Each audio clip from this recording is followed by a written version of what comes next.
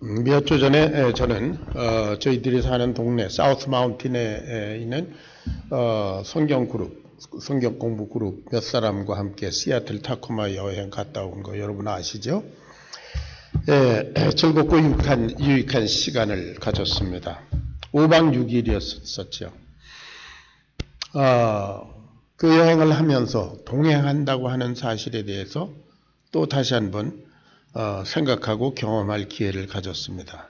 이 세상을 살면서 우리들은 누구와 동행하느냐에 따라서 우리의 삶의 내용이 달라집니다. 기쁘거나 슬프거나 즐겁거나 또 절망적이거나 어떤 사람과 누구와 동행하느냐에 따라서 우리의 삶의 질이 달라진다. 동시에 비행기에서 밖을 내다보니까 비행기가 구름 위를 날고 있지 않습니까? 거기에서 천지우주 만물을 창조하신 하나님, 그 거룩하신 하나님, 우리를 죽기까지 사랑하시는 성경 말씀에 질투하기까지 사랑하신다 그랬는데, 그런 하나님과 동행하는 삶이 얼마나 영광스러운가, 그걸 또 다시 한번 가슴 절절히 느낄 수 있는 그런 기회가 됐습니다. 오늘은 하나님과 동행한 에녹, 우리 신앙의 선배님에 대해서 생각해 보려고 합니다. 에녹. 창세기 5장에 잠깐 등장하는 사람이죠. 창세기 5장. 여러분, 창세기 5장은 누구는 죽었더라 계속 죽는 얘기가 나오는 성경입니다. 아담도 죽고 누구도 죽고 다 죽었어요. 거기에 한 사람의 예외가 있는데 에녹이었습니다. 그 사람의 삶의 특징은 하나님과 동행하는 것이었다. 그래서 하나님께서 그를 데려가셨다. 그런데 히브리서 11장 5절 6절에 보면 히브리서를 쓴 분은 하나님과 동행했다는 그것이 어떤 건가? 그걸 다른 말로 하나님을 기쁘시게 한 거다. 그렇게 해석을 했습니다. 믿음으로 에녹은 죽음을 보지 않고 옮기어졌으니 그랬어요. 죽음을 보지 않고 옮기는 참 은혜를 받은, 축복을 받은 에녹, 그 사람은 어떤 삶을 살았는가? 하나님과 동행한다는 것은 어떤 건가? 오늘 생각해 봅니다. 사실 창세기 5장에 죽었더라 말고 그 위에도 성경은 다 죽는 얘기입니다. 열왕기 상하 보게 되면 어떤 왕은 이렇게 살다가 죽었다. 누구는 이렇게 해서 죽었다. 다 죽는 얘기만 나옵니다. 왜냐하면 죄의 삭은 사망이라, 한 번 죽는 것은 사람에게 정하신 것이라 인간은 죽게 되어 있습니다. 그런데 그 죽음의 연속이 어디서 끝나느냐 하면 신약에 와서 예수님에게 와서 끝납니다. 예수님에게서 부활, 영생, 그런 얘기가 이제 나오기 시작합니다. 자, 믿음으로 에녹은 하나님과 동행하는 삶을 살았다 그랬는데요. 우리 그리스도인은 하나님과 동행하는 삶을 사는 사람들입니다. 하나님을 믿는 사람은 하나님과 동행하는 사람들이에요. 한번 보세요. 인간은 원래가 죄를 지은 이후에 혼자 사는 존재였습니다. 고독한 존재가 됐습니다.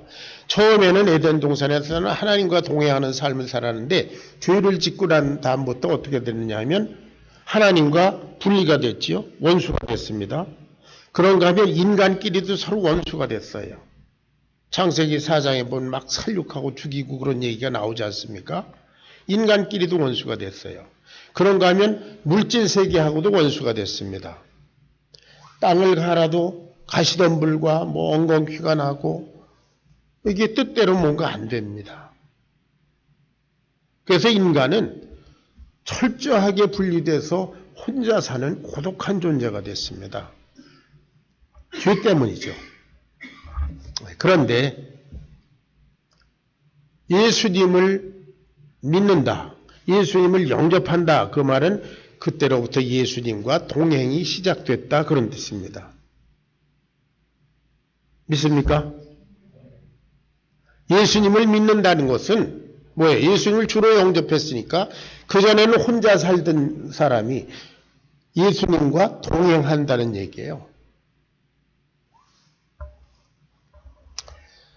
사람은 누구나 너나 할 것 없이 그 사람을 평가하는 기준이 여럿이 있지만 그 사람이 누구와 동행하는가를 보면 그 사람을 알 수 있습니다. 쉽게 말하면 누구하고 노나 이걸 보면 그 사람의 인생의 가치를 알 수 있습니다. 그래서 여러분 자녀들 친구 잘 사귀라고 그러지 않습니까? 자, 우리들은 지금 세상 사람들이 다 나름대로 놀 때에 우리는 하나님 앞에 예배드리기 위해서 모인 성도들입니다. 할렐루야. 우리는 서로 주 안에서 함께 노는 사람들입니다. 아멘. 네, 그뿐만 아니라 오늘 제가 칼럼에 쓴 대로 교회는 Family of God, 하나님 안의 가족입니다. 하나님이 영원하신 것처럼 이 교회의 관계성은 영원한 것입니다. 그런데 현대 교회가 아주 그 피상성, 타인들끼리 모였다 흩어지는 그것이 너무 보편적이다 보니까 교회는 의례 그런 것인 것처럼 됐습니다. 그러나 성경적인 교회는 하나님의 가족인 줄로 믿습니다. 네, 그런 정체성을 우리는 회복해야 합니다. 어쨌든 에녹은 하나님과 동행하는 구체적인 증거를 남긴 사람입니다. 그런데 그리스도인, 하나님을 믿는 사람은 하나님과 동행한다고 제가 조금 전에도 말씀드린 대로 성경에 보면 에녹뿐만 아니라 노아, 그 사람도 창세기 6장에 보면 하나님과 동행하였다 그랬어요. 아브라함, 이삭, 야곱 다 하나님과 동행한 사람들입니다. 그리고 구약의 모든 선지자들 죽어가면서도 하나님과 동행하는 사람들이었습니다. 다윗이 그랬고요. 예수님의 제자들이 그랬습니다. 예수님께서 이 땅에 계실 때 또한 말씀하시기를 내가 혼자 있는 것이 아니라 아버지 하나님께서 나와 함께 계신다. 하나님과 동행하는 그런 롤 모델을 우리에게 보여주셨죠. 그리고 성령을 우리 가운데 보내셨을 때 예수님 뭐라고 그러셨습니까? 성령이 오셔서 너희와 영원히 함께 계실 것이다. 아멘. 지금 우리는 성령님과 동행하는, 하나님과 동행하는 그런 삶을 사는 사람들입니다. 그리스도인의 삶 그 자체가 하나님과 동행한다는 뜻입니다. 하나님께서 성령으로 여기와 계시고 우리 속에 계십니다. 우리는 하나님과 동행하는 사람들입니다. 에녹처럼, 에녹이 그랬던 것처럼 우리는 하나님과 동행합니다. 그런데 동행하기 위해서는 어떻게 해야 되는가? 여러분들이 누구와 동행하기 위해서는 어떤 삶을 살아야 되지요?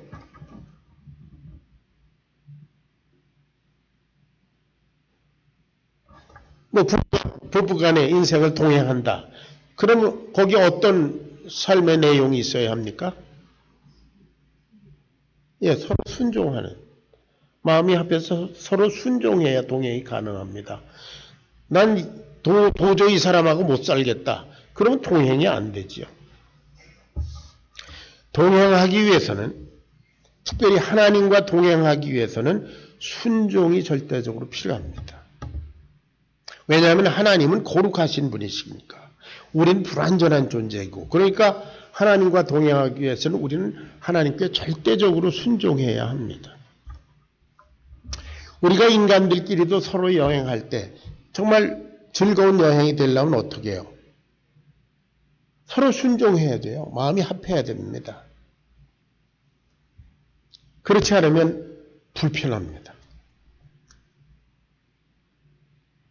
지난번에 우리가 여행하면서도 우리가 서로 농담으로 그런 말을 주고받았습니다. 우리가 같이 비행기를 타고 가는데 여행 스케줄이 다 끝난 다음에 따로따로 오게 되는 불상사가 없기를 바란다. 이러면서 농담을 주고받았는데요.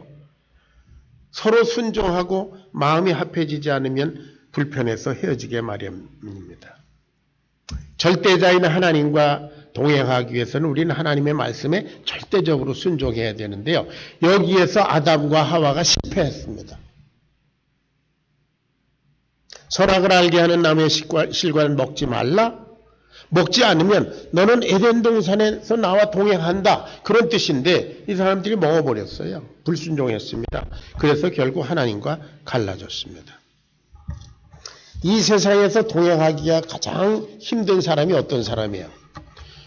뭐 어떤 기준도 법도 도덕도 없이 자기 주장만 늘어놓는 사람, 같이 동행하기가 아주 힘듭니다.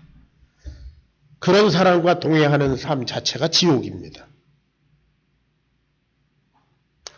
지금 여러분들도 신문 보도를 통해서 아시겠지만 버지니아주에는 지금 비상사태가 선포되지 않았습니까? 그 백인 우월주의자들, 그 white supremacy, 그 사람은 뭐 쿠클락스 클랜, KKK라는 거 등등 이런 사람들이 소위 백인들이 뭐 지금 라이엇을 일으키지 않았어요? 그런데 이 미국이 이 많은 인구가 3억이 넘는 인구가 또 서로 다른 종류의 사람들, 문화적 배경, 뭐 언어 다 다른 사람들이 이만큼 그래도 유지하고 있는 이유가 뭐냐 하면은 서로 법이라고 하는 절대 기준을 갖고 있기 때문에 그렇습니다. 나도 법에 순종하고 너도 법에 순종하고 대통령도 법에 순종하고 이것을 법치주의라고 그러죠. 그렇기 때문에 이 미국이 이 정도 유지되고 있습니다. 자, 함께 동행하기 위해서는 절대 기준이 필요합니다.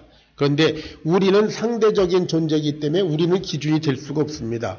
상대적이라는 말은 내가 어제는 이랬다가 오늘은 이렇고 내일은 또 바뀔 거고 이런 거고 하나님은 영원히 변치 아니하시는 분이시기 때문에 하나님과 우리가 동행할 때는 언제나 절대 기준을 하나님께 둬야 되는 줄로 믿습니다. 그것이 하나님의 말씀에 순종하는 것입니다. 자, 창세기 5장에서 에녹이 하나님과 동행했다 그랬는데 히브리서 11장에는 에녹은 믿음으로 하나님과 동행했다 그랬어요. 그런데 하나님께 나아가는 자는 어떤 믿음을 가진가? 반드시 그가 계신 것과 그걸 믿어야 된다고 그랬어요. 히브리서 11장 5절 한번 5, 6절 찾아보겠습니다. 히브리서 11장 5절 6절 다 같이 시작. 믿음으로 에녹은 죽음을 보지 않고 옮겨졌으니 하나님이 그를 옮기심으로 다시 보이지 아니하였느니라. 그는 옮겨지기 전에 하나님을 기쁘시게 하는 자라는 증거를 받았느니라. 6절 시작. 믿음이 없이는 하나님을 기쁘시게 하지 못하나니 하나님께 나아가는 자는 반드시 그가 계신 것과 또한 그가 자기를 찾는 자들에게 상 주시는 이심을 믿어야 할지니라 그랬어요.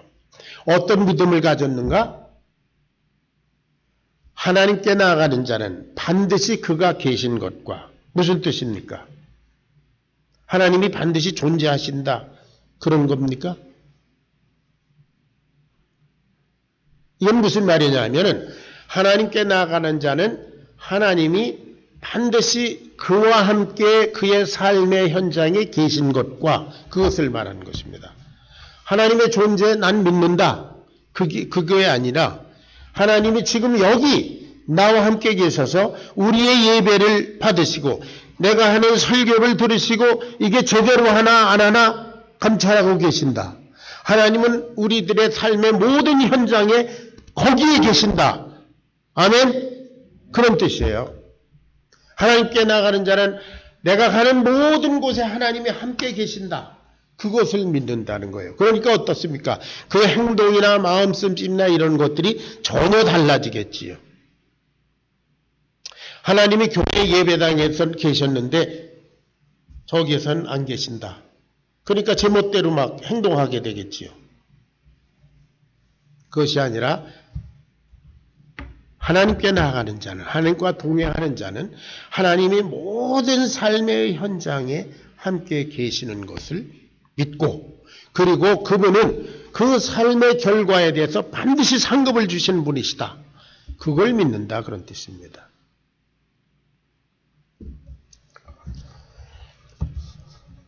그런 에녹을 하나님께서 데려가셨다 그랬어요. 하나님 중심적으로 사는 이 에녹, 이 사람은 이 죄악 세상에서 더 두어서는 안 되겠다. 그래서 하나님께서 데려가셨다 이 말입니다. 그것은 에녹이 다른 사람들과는 전혀 다른 그런 가치, 천국의 가치를 가지고 살았다는 겁니다. 다른 차원의 삶을 살았다는 것입니다. 여러분, 그리스도인의 삶은 하나님과 동행하는 것이라고 그랬어요. 두 번째 제가 말씀드린 것은 하나님과 동행하기 위해서는 순종해야 된다고 그랬습니다.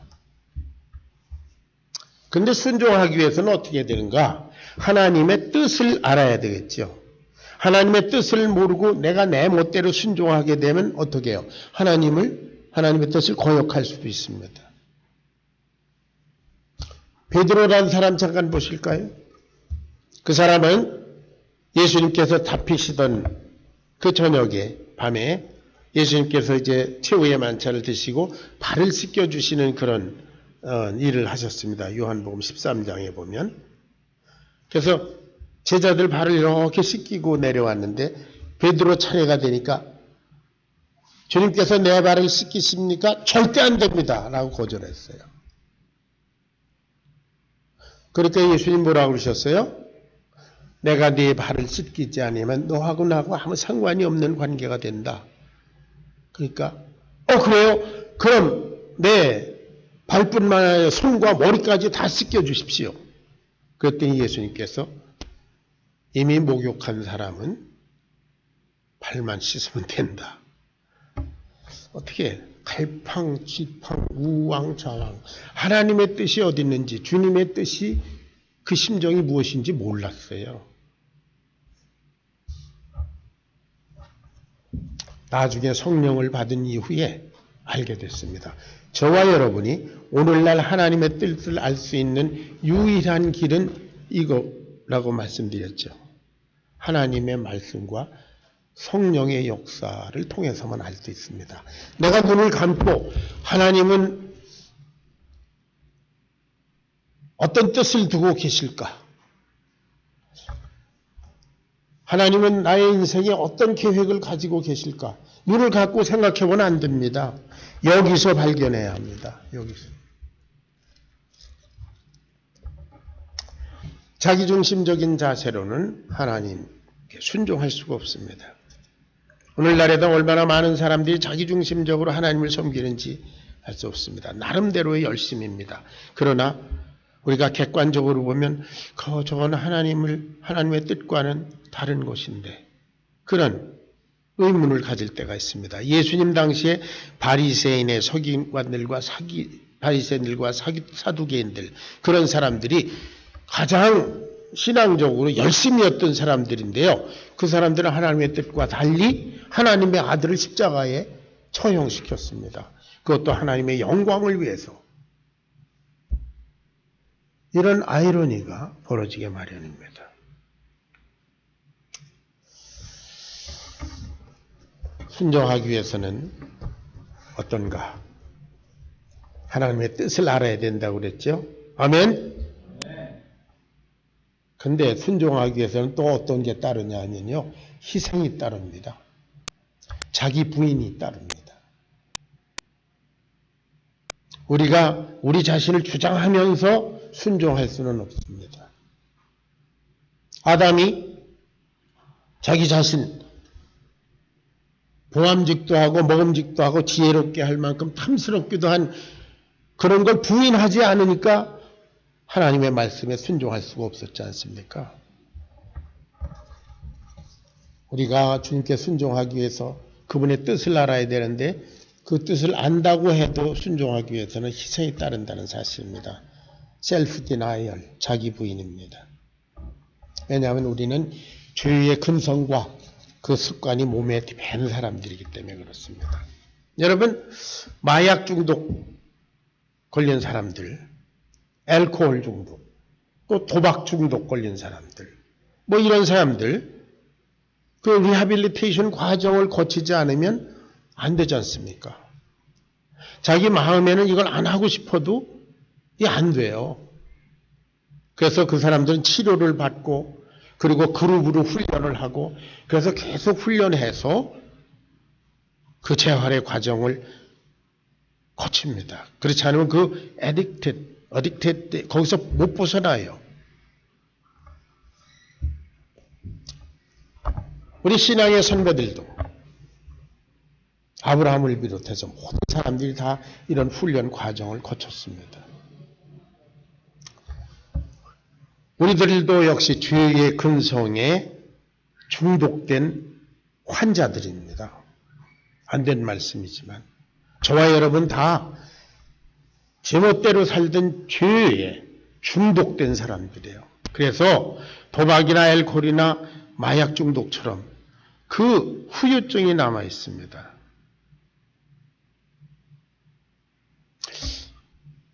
가만히 있으면 괜히 뭐 어디 이렇게 가다 보면은 뭐 한 잔 먹고 싶은 생각이 드는 사람들이 있습니다. 예?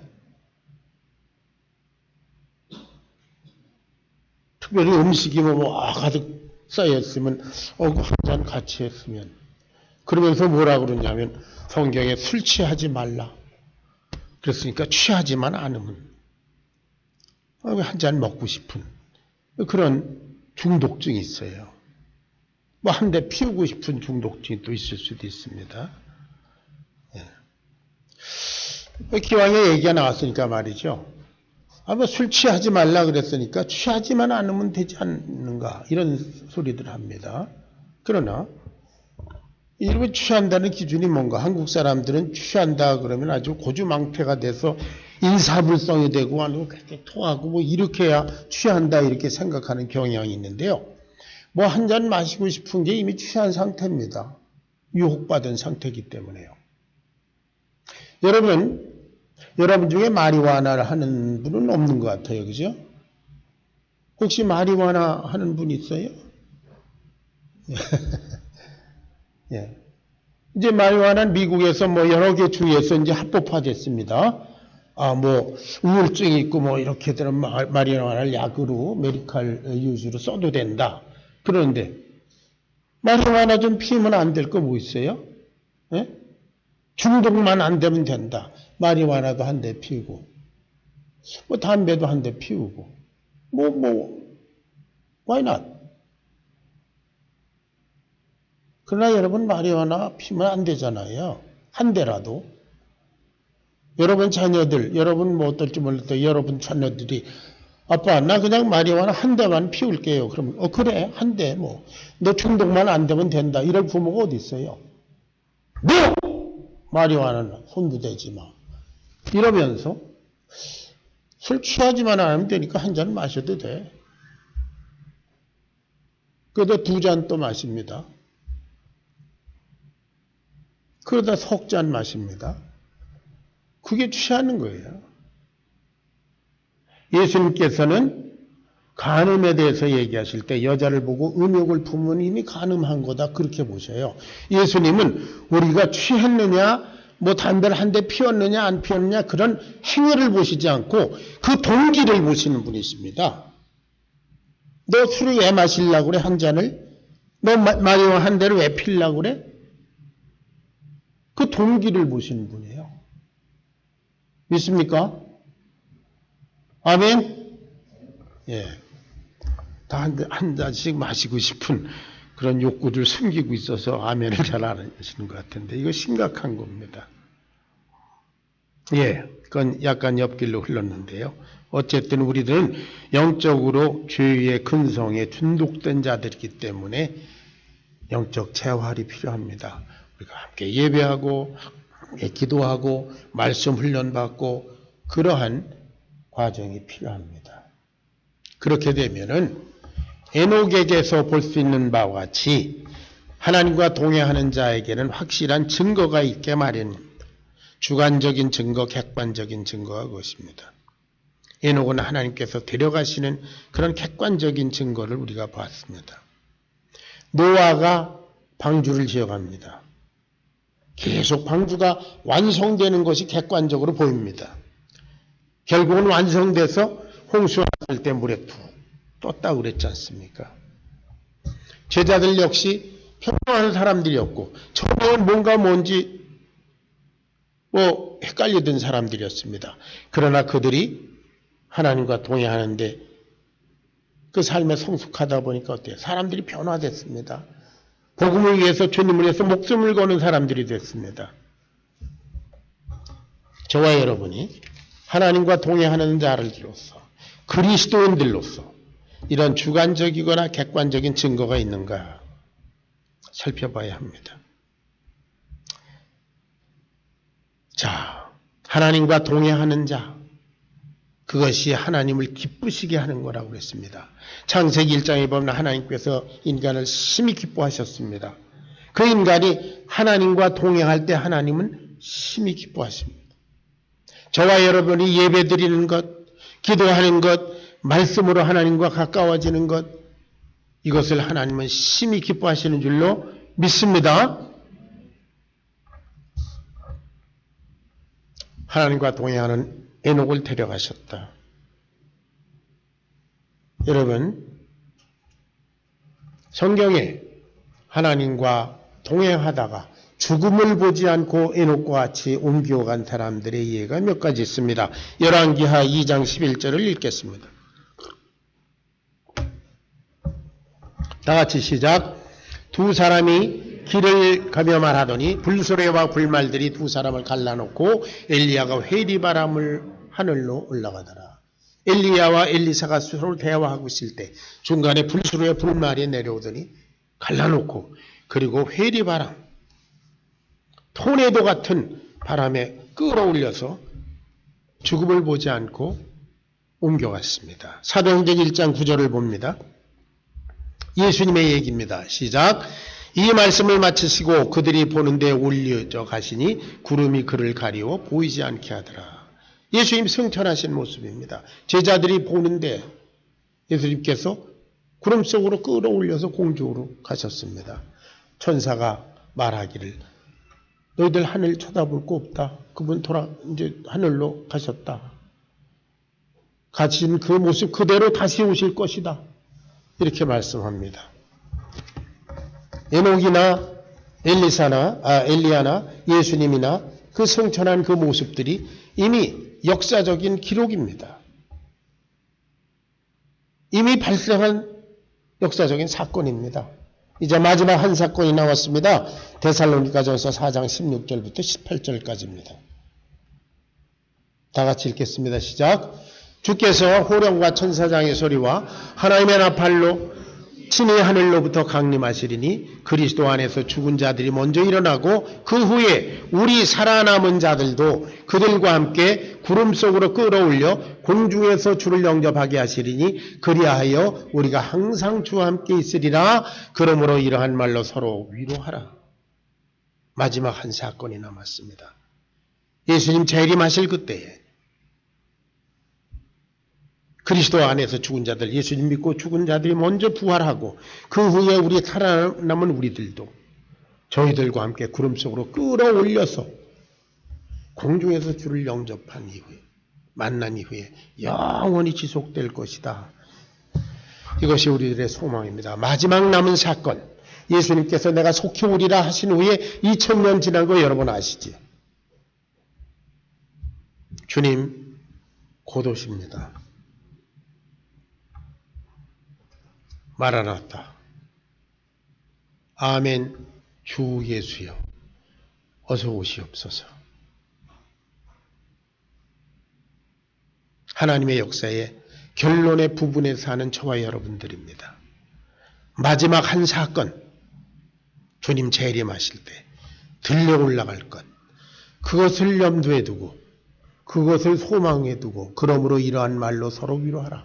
우리가 그런 말로 위로하고 격려하면서 하나님을 기쁘시게 하다가 영원히 하나님과 기뻐하는 승리하는 삶을 사시기를 주의 이름으로 축원합니다. 기도하겠습니다.